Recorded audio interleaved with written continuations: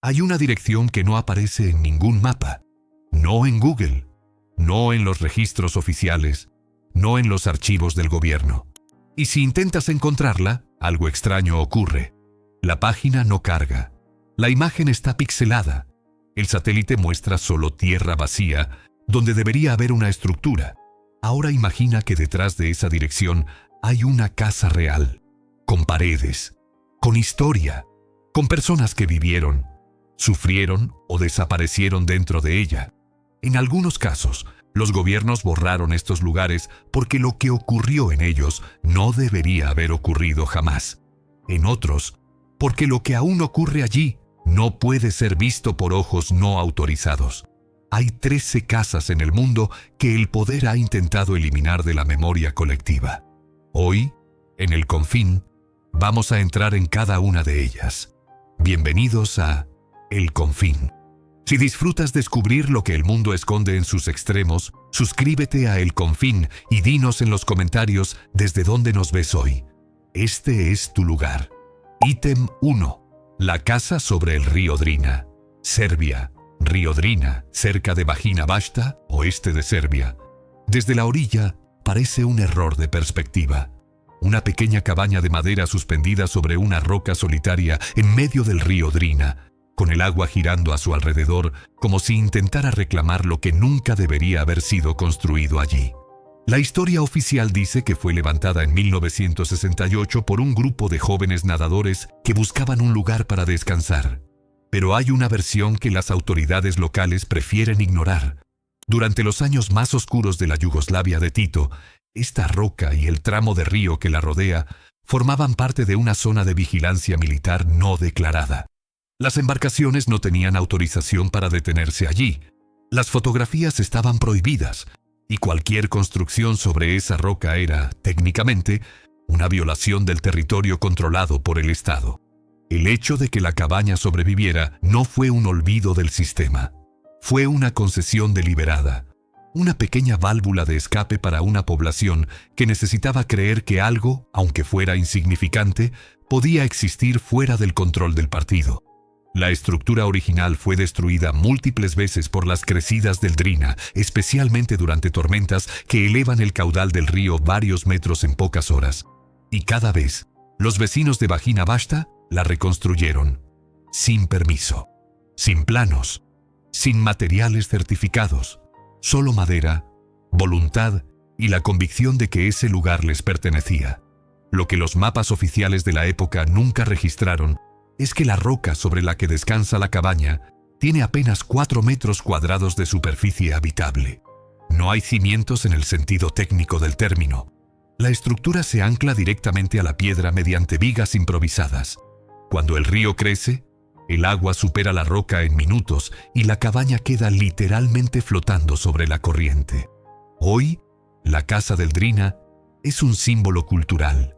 Aparece en postales, en documentales, en campañas turísticas del gobierno serbio. El mismo gobierno que durante décadas prefirió mirar hacia otro lado cuando sus ciudadanos construían ilegalmente en una zona de control militar. La cabaña ha sido destruida y reconstruida al menos 7 veces desde 1968. La versión actual no comparte ningún material original con la primera. Técnicamente, es una réplica perpetua de sí misma, como un barco de Teseo flotando sobre el Drina. Pero si una cabaña ilegal en un río controlado ya fue suficiente para poner nervioso a un gobierno, espera a ver qué ocurre cuando una estructura entera amenaza con revelar secretos de Estado. Los palafitos de Castro, Chile. Castro, isla de Chiloé, región de los lagos, sur de Chile. Hay lugares donde la arquitectura no es una elección estética, es una declaración de supervivencia. En la ciudad de Castro, sobre la isla de Chiloé, cientos de casas de madera se asoman al Pacífico sostenidas únicamente por pilotes clavados en el fondo marino. Durante la marea alta, quedan completamente suspendidas sobre el agua. Durante la baja, revelan toda su estructura, maderas oscurecidas por la sal, vigas inclinadas por décadas de presión, colores que fueron vivos y que el océano fue borrando lentamente. Los palafitos de Chiloé no son una curiosidad turística, son el resultado de siglos de exclusión sistemática.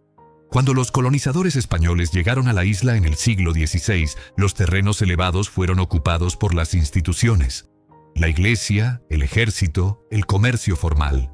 A los pescadores, a los trabajadores del mar, a las familias más pobres se les dejó exactamente lo que nadie quería: el borde mismo del agua. Lo que parecía el peor lugar posible para vivir se convirtió con el tiempo en una forma de arquitectura sin igual en el mundo. Durante el terremoto de 1960, el más intenso jamás registrado por la ciencia, con una magnitud de 9,5 grados, gran parte de Castro quedó destruida. Pero los palafitos que sobrevivieron a la destrucción inicial enfrentaron algo que nadie había calculado. El tsunami que siguió al sismo elevó el nivel del mar varios metros y arrastró estructuras enteras hacia el Pacífico. Familias completas desaparecieron en horas. Las autoridades chilenas, en los años posteriores, intentaron reubicar a las comunidades que vivían en los palafitos. Los consideraban inseguros, insalubres, incompatibles con el desarrollo urbano moderno. Hubo proyectos de demolición, presiones para abandonar, promesas de viviendas en terrenos más altos. La mayoría de las familias se negó, y esa resistencia fue lo que preservó un conjunto arquitectónico que hoy la UNESCO considera Patrimonio Cultural de América Latina. Lo que los gobiernos no querían que se supiera es que los palafitos no eran el problema. Eran la evidencia de un problema: siglos de marginación económica que empujaron a las comunidades más vulnerables al único espacio que nadie reclamaba.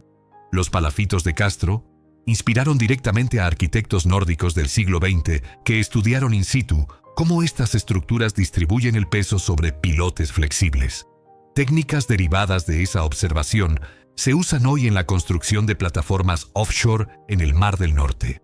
El océano puede destruir lo que construimos, pero hay algo más peligroso que el océano: la decisión de alguien con poder de decidir que lo que tú construiste no merece existir. El templo colgante. Yizhuangkong, China. Monte Heng, provincia de Shanxi, norte de China. Antes de existir las leyes de zonificación, antes de los permisos de construcción, antes de los códigos de seguridad estructural, alguien decidió clavar vigas de madera directamente en la cara vertical de un acantilado a 75 metros de altura y construir allí encima un templo completo. El Xuancongxi, conocido en Occidente como el Templo Colgante, lleva más de 1500 años suspendido sobre el barranco del Monte Heng, en la provincia de Shanxi. Fue construido durante la dinastía Wei del Norte, en el siglo V de nuestra era, y su emplazamiento no fue accidental ni místico. Fue estratégico. A esa altura, el templo quedaba protegido de las inundaciones del río Hun, resguardado de los vientos dominantes por el saliente natural de la roca, y suficientemente inaccesible para funcionar como refugio en tiempos de conflicto. Lo que los registros históricos chinos tardaron en reconocer es que el Xuancong sí fue durante siglos un lugar de resistencia religiosa discreta. China ha vivido periodos de persecución religiosa brutal. La supresión budista del siglo IX, bajo el emperador Wuzong, destruyó miles de templos en todo el país. El Xuancong sí sobrevivió porque su ubicación lo hacía casi imposible de alcanzar y porque era, formalmente, un sitio taoísta con elementos budistas y confucianos, una ambigüedad deliberada que lo protegía de cualquier clasificación clara. Durante la Revolución Cultural entre 1966 y 1976, cuando el gobierno de Mao ordenó la destrucción de los Cuatro Viejos, costumbres, cultura, hábitos e ideas antiguas, el Xuancong sí nuevamente sobrevivió. La versión oficial atribuye su preservación a órdenes de protección gubernamental. La versión que circula entre historiadores locales es más sencilla. Los guardias rojos no pudieron subir. El acceso al templo se realiza a través de pasarelas de madera de entre 60 y 90 centímetros de ancho, con una caída de varios metros al vacío, sin más protección que una barandilla. En algunos tramos, la roca se cierra sobre los visitantes y hay que avanzar de lado. Las vigas que sostienen la estructura, originalmente madera de pino endurecida con aceite de tung, han sido reemplazadas parcialmente con materiales modernos, pero el sistema de anclaje original, basado en la presión y no en la adhesión, sigue siendo el mismo de hace 15 siglos. Las vigas del Xuancong, si no están fijadas con mortero ni con metal, funcionan según el principio de cuña. Cuanto más peso soportan, más se comprimen contra la roca y más sólida se vuelve la estructura. Es el mismo principio que usa un arco romano. El templo se sostiene, literalmente, por su propio peso. Hay cosas que sobreviven precisamente porque son demasiado difíciles de destruir. Lo que viene a continuación sobrevivió por la razón opuesta, porque quienes intentaron destruirlo nunca imaginaron que alguien lo reconstruiría. El pilar Katski, Georgia, valle del río Katsura, región de Imereti, oeste de Georgia. Imagina que tienes que demostrar tu fe, eligiendo el lugar más inaccesible del planeta para rezar. No una montaña, no un monasterio en las afueras de la ciudad, una columna de roca calcárea de 40 metros de altura, con las paredes casi verticales, sin escalera, sin camino, sin ninguna forma de subir que no sea con tus propias manos y la convicción de que Dios está esperando exactamente allí arriba. El pilar Katski, en la región georgiana de Imereti, fue durante siglos uno de los lugares más misteriosos del Cáucaso. Los textos medievales georgianos mencionaban una iglesia en la cima de una columna de piedra, pero durante generaciones nadie pudo confirmarlo, porque nadie podía subir. La columna permaneció inaccesible durante casi 5 siglos, desde el final de la Edad Media hasta 1940, cuando un equipo de montañistas soviéticos realizó el primer ascenso documentado moderno y encontró en la cima las ruinas de una iglesia del siglo VIII o IX, varias tumbas y los restos de lo que parecía haber sido una pequeña comunidad monástica. Lo que los documentos soviéticos no destacaron con suficiente claridad es por qué ese lugar había sido abandonado y silenciado durante tanto tiempo. La teoría histórica más sólida apunta al periodo de invasiones otomanas entre los siglos XV y XVII, cuando las fuerzas turcas devastaron sistemáticamente el cristianismo georgiano. Destruyeron iglesias, quemaron manuscritos, convirtieron o ejecutaron a los habitantes de los monasterios.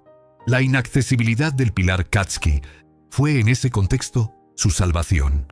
Nadie subió a destruirlo porque nadie podía subir. El silencio posterior fue diferente.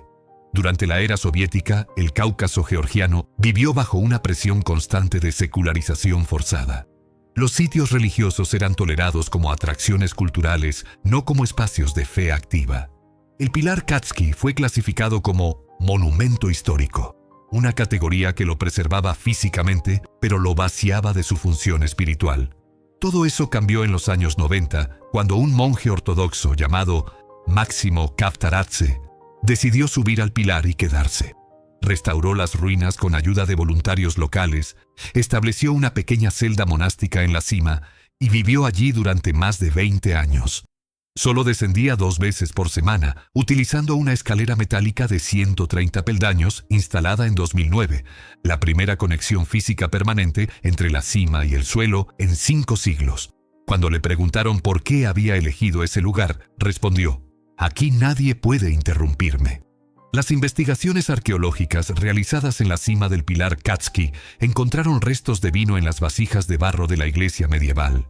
Los monjes que vivieron allí producían su propio vino en la cima de la columna, una de las viñas más pequeñas y elevadas de la historia del Cáucaso.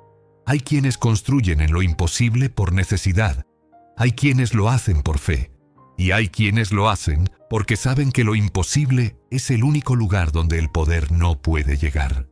Mont Saint-Michel, Francia, costa de Normandía, bahía de Saint-Michel, noroeste de Francia. Pero si crees que esto ya es extraordinario, lo que viene a continuación va a redefinir lo que entiendes por lugar prohibido. Hay un lugar en Francia que durante siglos fue simultáneamente un sitio sagrado, una fortaleza militar, una prisión de Estado y un destino de peregrinación. Y el gobierno francés ha controlado con precisión quirúrgica qué versión de esa historia se cuenta. Mont Saint-Michel es, a primera vista, una postal perfecta. Una isla rocosa coronada por una abadía medieval que se eleva sobre las aguas de Normandía como si hubiera caído del cielo. Pero la imagen que venden las agencias de turismo omite sistemáticamente los siglos más oscuros de su historia. La abadía fue fundada en el siglo VIII, según la tradición cristiana, por el obispo Aubert de Avranches, quien afirmó haber recibido 3 visitas del arcángel Miguel, ordenándole construir en ese lugar. Lo que los registros eclesiásticos no mencionaron es que la corona francesa tenía sus propios motivos para querer una fortaleza inexpugnable en esa posición estratégica. La bahía de Saint-Michel controla el acceso marítimo entre Normandía y Bretaña, 2 regiones históricamente difíciles de controlar desde París. Durante la Revolución Francesa, la abadía fue convertida en prisión. Una prisión especial. Su aislamiento natural por las mareas, que suben hasta 14 metros y avanzan a la velocidad de un caballo al galope, cubriendo los accesos en minutos, la convertía en el lugar de confinamiento perfecto. Presos políticos, nobles capturados, opositores del régimen, todos pasaron por el Mont Saint-Michel. El gobierno revolucionario aprovechó que la naturaleza hacía el trabajo de los muros. Lo que tampoco se enseña en las visitas guiadas es cuántas personas murieron en los accesos a la isla antes de que existiera la pasarela moderna. Las mareas de la bahía de Saint-Michel son las más rápidas de Europa continental. Pueden cubrir kilómetros de arena en minutos y sin señales previas. Durante siglos, peregrinos, comerciantes y mensajeros fueron engullidos por el agua porque calcularon mal el ritmo del mar. La pasarela elevada que conecta hoy el Mont con el continente fue inaugurada en 2014 tras décadas de debate político. Algunos grupos de monjes y académicos se opusieron. Argumentaban que la conexión permanente destruía la identidad esencial del lugar, que era precisamente su inaccesibilidad periódica. Napoleón Bonaparte usó el Mont Saint-Michel para encarcelar específicamente a presos que no quería ejecutar, pero tampoco quería que tuvieran contacto con el exterior. Los llamaban los enterrados vivos. Algunos permanecieron allí más de 20 años sin juicio formal. El mar puede ser una prisión perfecta cuando el Estado decide usarlo como tal. Pero hay prisiones que el Estado construyó con sus propias manos, y esas son las que más le cuesta reconocer. Elidaey, Islandia, archipiélago de Vestmannaeyjar, sur de Islandia. Frente a la costa sur de Islandia, en el archipiélago de Vestmannaeyjar, hay una isla que no aparece en la mayoría de los servicios de mapas con detalle. Cuando zoom das sobre ella en Google Maps, la imagen satelital permanece deliberadamente borrosa, y cuando intentas buscar su dirección, no existe ninguna. Elidaey tiene 0,45 kilómetros cuadrados. No tiene carreteras, no tiene puerto, no tiene electricidad ni agua corriente. Y tiene una sola construcción, una cabaña de madera levantada en el siglo XX por una asociación de cazadores que usaba la isla para capturar frailecillos, el ave marina más característica de Islandia. El acceso a Elidaey no es solo difícil, es estructuralmente desaconsejado. No hay muelle, los visitantes deben saltar desde una embarcación a una plataforma rocosa mientras el Atlántico Norte mueve la barca. En condiciones de viento moderado, que en esa latitud es casi siempre, el salto tiene un margen de error de décimas de segundo. En invierno, el acceso es directamente imposible durante semanas.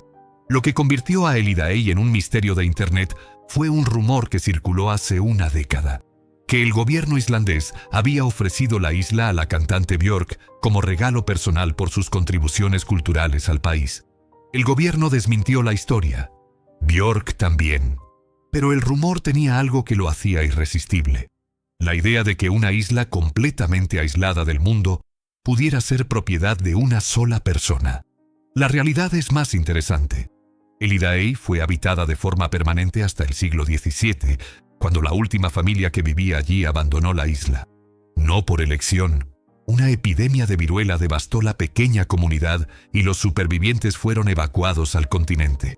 Los registros de ese periodo están incompletos. El gobierno islandés, que durante siglos administró las islas de Vestmannaeyjar con una combinación de abandono y soberanía nominal, nunca realizó una investigación forense completa de lo que ocurrió en Elidaey. Lo que sí se sabe es que la asociación de cazadores que construyó la cabaña actual tiene acceso exclusivo a la isla.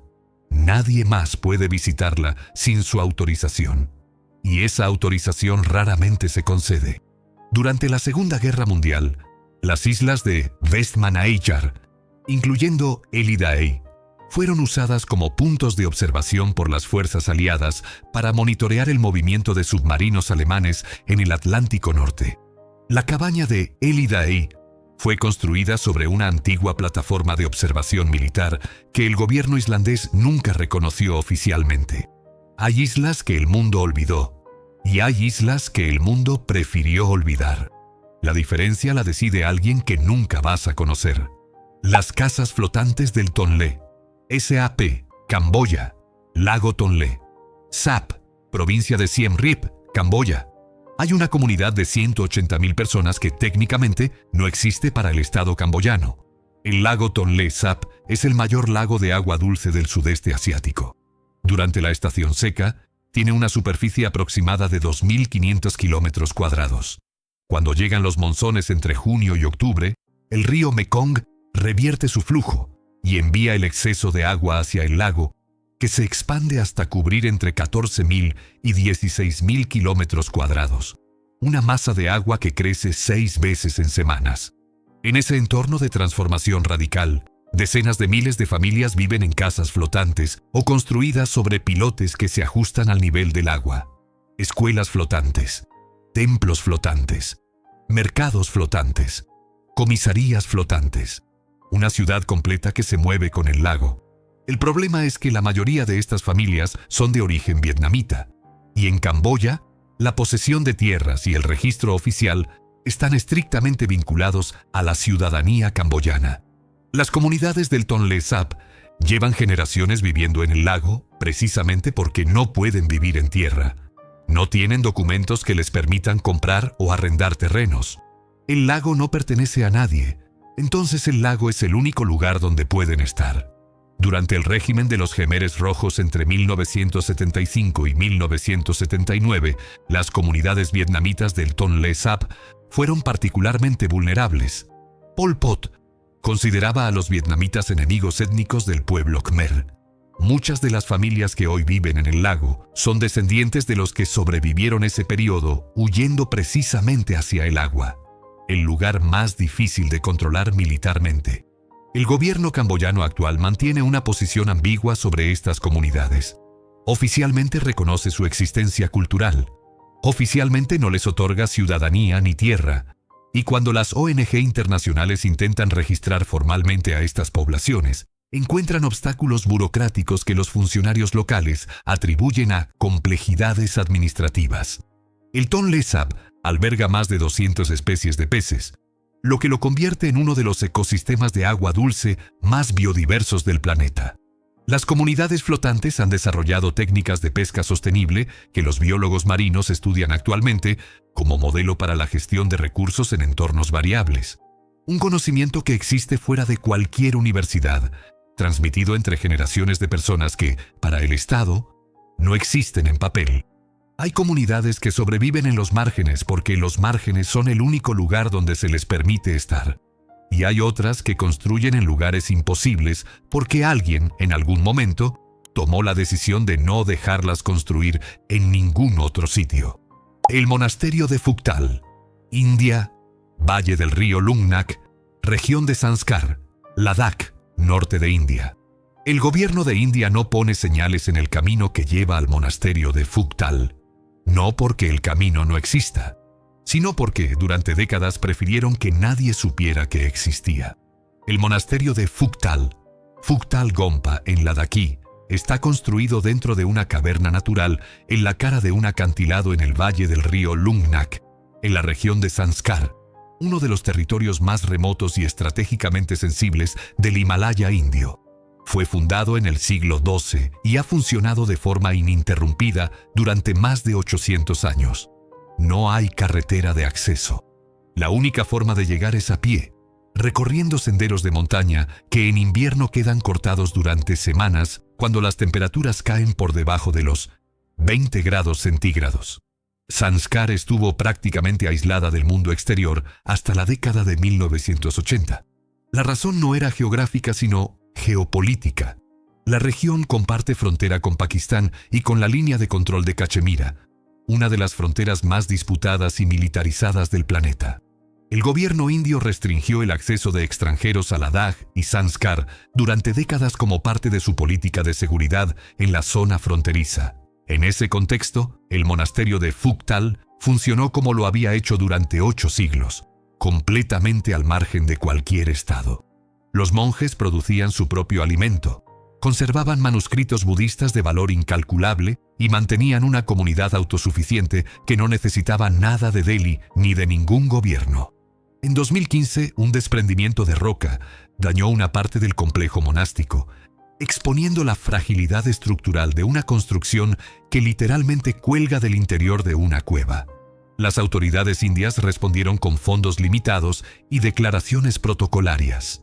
Pero la restauración real fue realizada por los propios monjes y por fondos privados canalizados a través de organizaciones budistas internacionales, sin intervención del Estado, que supuestamente tiene jurisdicción sobre ese territorio.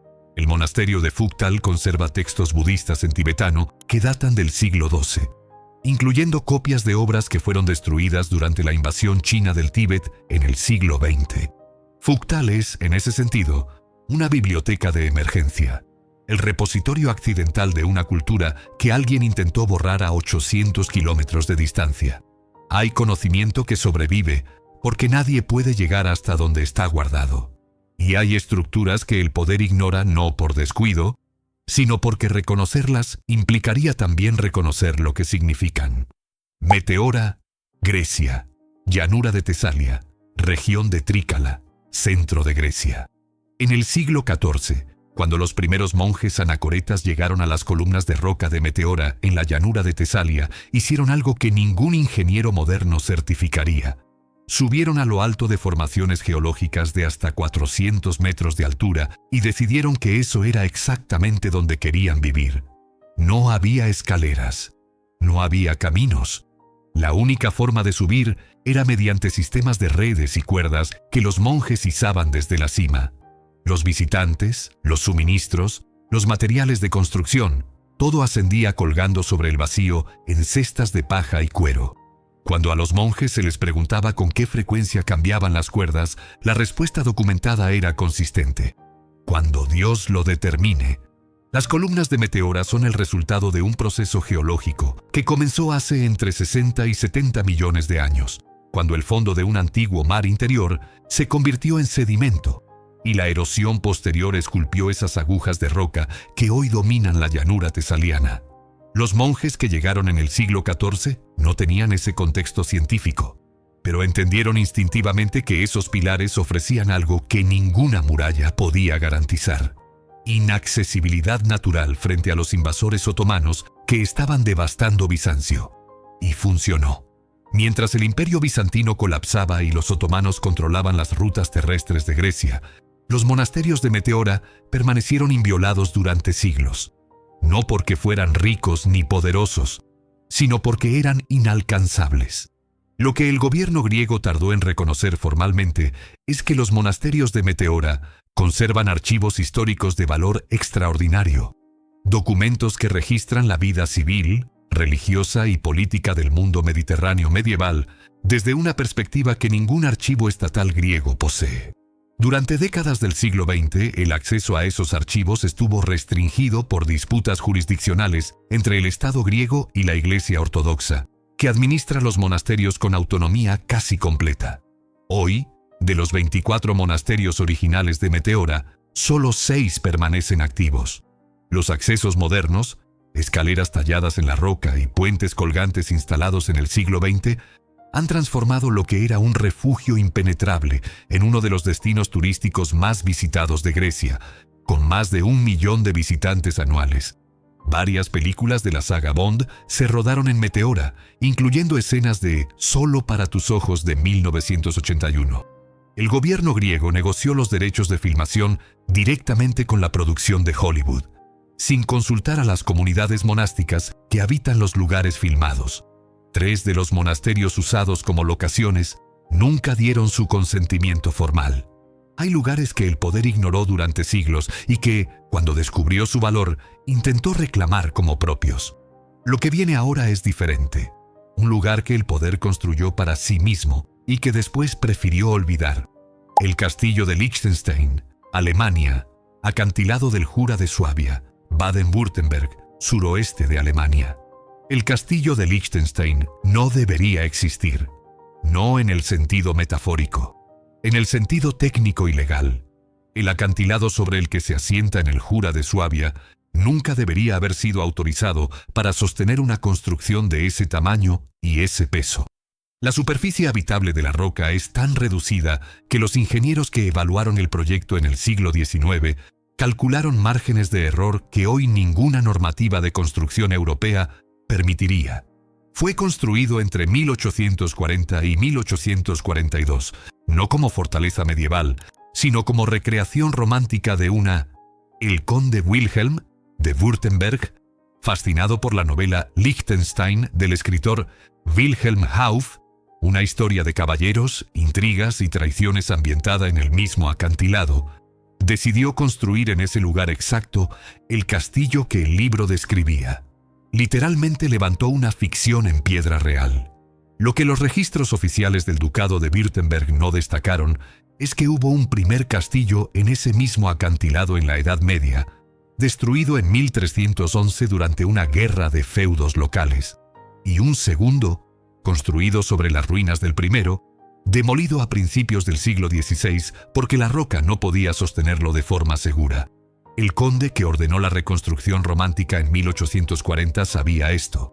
Lo sabía y ordenó seguir adelante.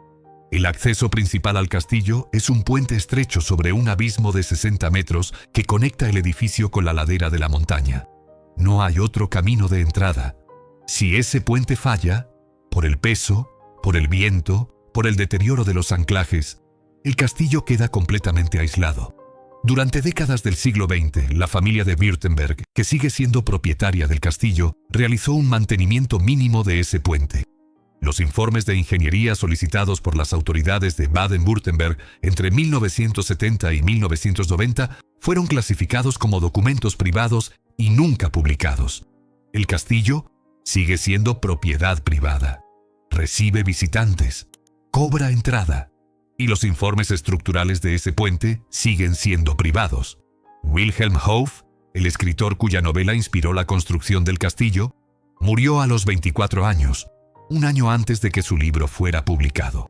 Nunca supo que su ficción se convertiría en piedra, y nunca supo que la piedra que inspiró su ficción había sido destruida 2 veces porque nadie podía mantenerla en pie de forma segura.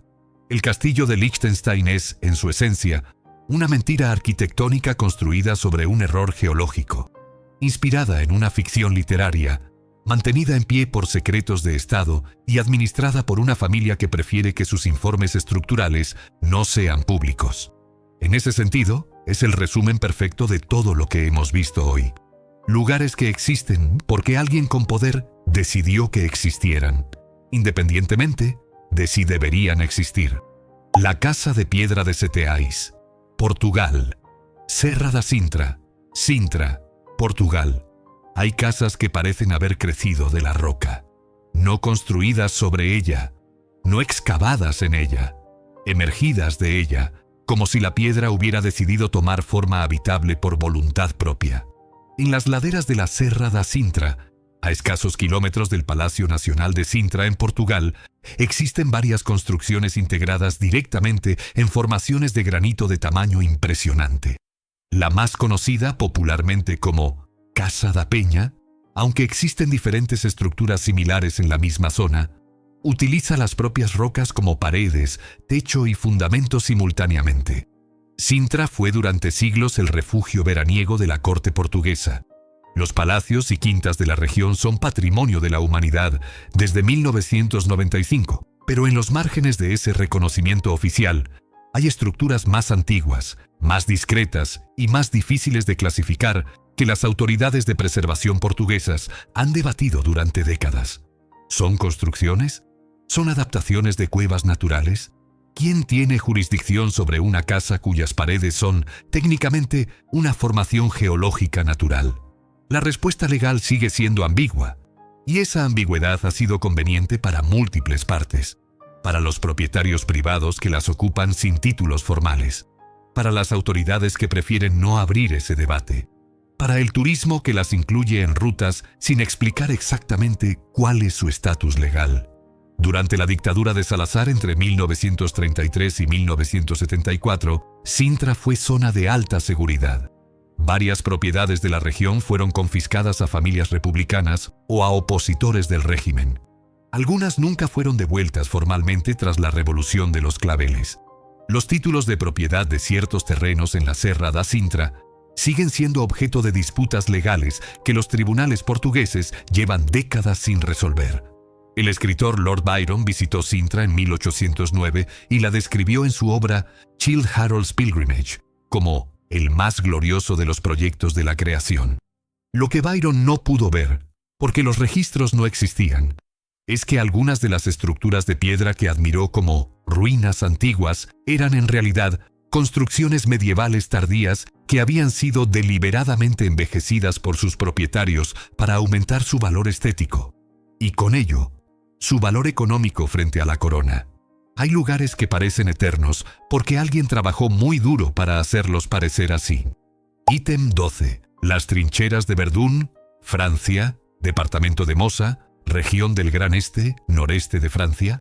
Hay un tipo de casa que ningún gobierno quiere que visites. No porque sea peligrosa, sino porque lo que ocurrió allí dentro contradice la narrativa que ese gobierno necesita mantener.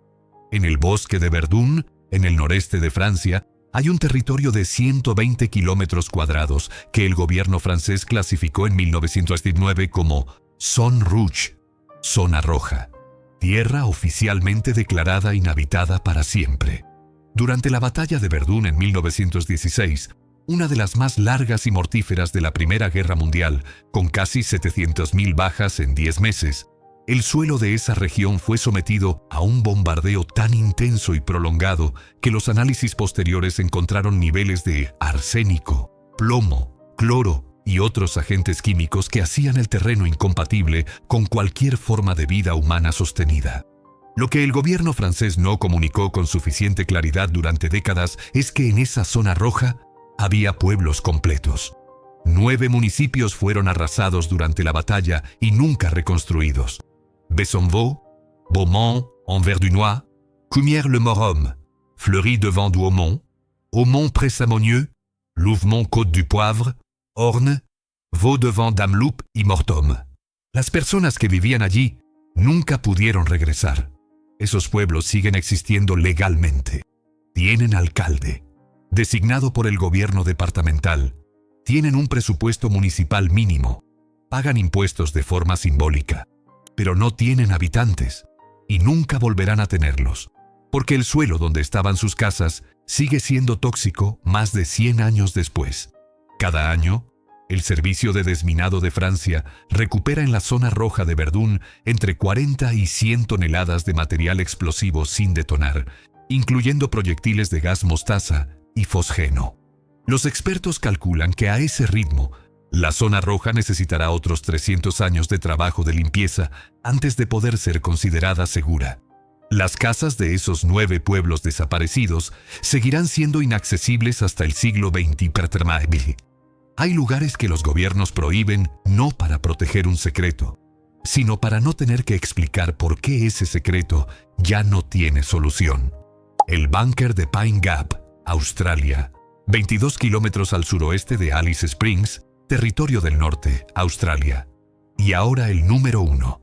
El lugar que ningún gobierno quiere que sepas que existe como vivienda. El lugar donde personas reales duermen, comen, tienen hijos y viven vidas completas. Dentro de una instalación que Australia y Estados Unidos han negado sistemáticamente durante décadas. Pine Gap. Oficialmente es una estación conjunta de defensa, establecida en 1966 mediante un tratado secreto entre el gobierno australiano y la CIA.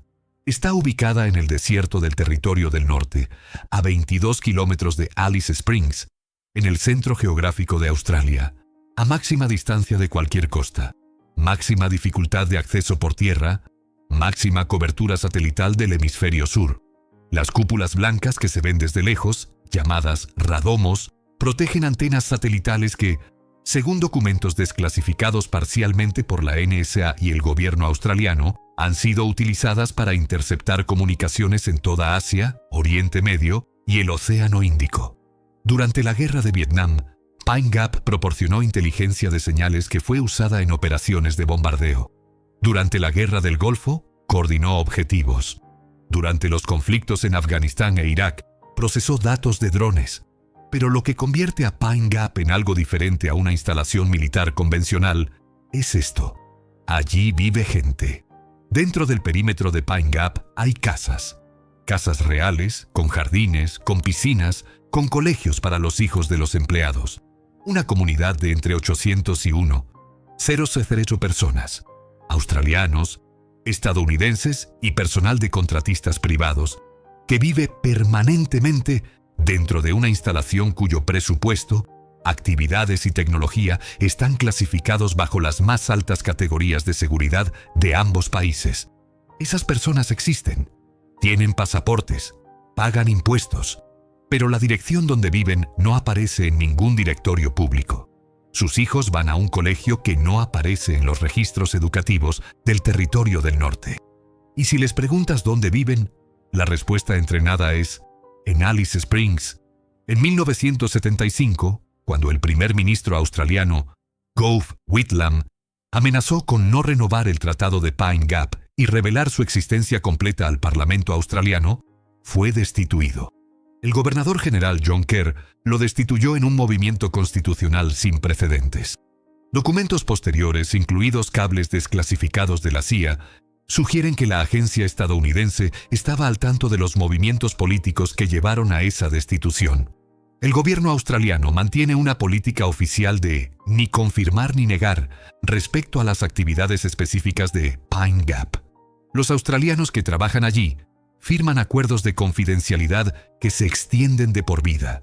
Pine Gap está protegida por una ley australiana específica, el Pine Gap Joint Defence Facility Act, que establece que cualquier persona no autorizada que entre en un radio de 1.500 metros del perímetro puede ser detenida sin orden judicial y mantenida en custodia sin comunicación durante hasta 72 horas. Es la única instalación en Australia con ese nivel de protección legal. Y dentro de esa instalación hay casas con jardín donde los niños juegan en las tardes del desierto. Esta es la casa más prohibida del mundo. No porque sea inaccesible por la naturaleza, sino porque dos gobiernos firmaron un papel para que así fuera.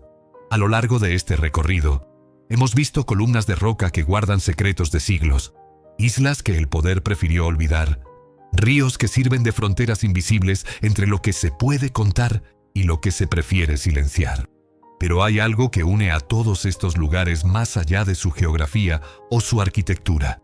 El hecho de que existen en los márgenes de lo que los sistemas de poder consideran legible, controlable, oficial. Algunos fueron construidos en lo imposible porque lo posible ya estaba ocupado. Otros fueron borrados de los mapas, porque recordarlos implicaba reconocer algo que el poder no estaba dispuesto a admitir. Y otros están prohibidos no porque sean peligrosos para quienes entran, sino porque son peligrosos para quienes no quieren que entres. Los lugares más prohibidos del mundo no son los más inaccesibles geográficamente. Son los que alguien, en algún momento, decidió que tú no tenías derecho a conocer. ¿Sabías que dentro de Pine Gap, a 22 kilómetros de Alice Springs, hay niños que crecen sin poder decirle a nadie dónde viven? Cuéntanos en los comentarios, ¿cuál de estas 13 casas te parece la más perturbadora? ¿Y por qué? Si este viaje te dejó sin palabras, apóyanos con un me gusta y suscríbete a El Confín para no perderte el próximo destino. Hasta la próxima. Para ofrecerte la experiencia visual más completa posible, este video combina material documental real con simulaciones avanzadas y recreaciones generadas mediante inteligencia artificial. Esto nos permite mostrarte lo que antes era imposible de ver. Gracias por ser parte de El Confín.